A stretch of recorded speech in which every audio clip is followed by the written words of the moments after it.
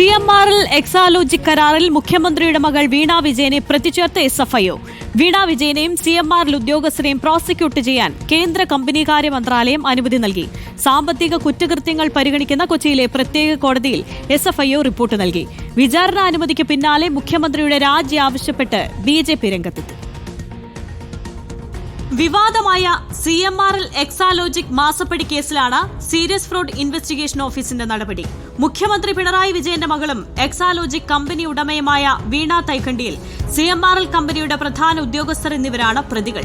CMRL MD Sasidharan Kartha, CMRL finance വിഭാഗം chief general manager P. Suresh Kumar, joint MD Saran S. Kartha, auditor AK Muralikrishnan, Anil Anand Panicker, സഹകമ്പനികളായ Nipuna international, Satsa India, Empower India Capital Investments എന്നിവരാണ് പ്രതിപട്ടികയിൽ ഉള്ളത്.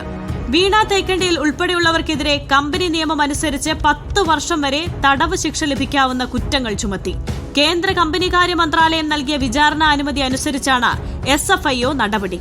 സേവനം നൽകാതെ വീണ തൈക്കണ്ടിയിൽ 2.7 കോടി രൂപ കൈപ്പറ്റി.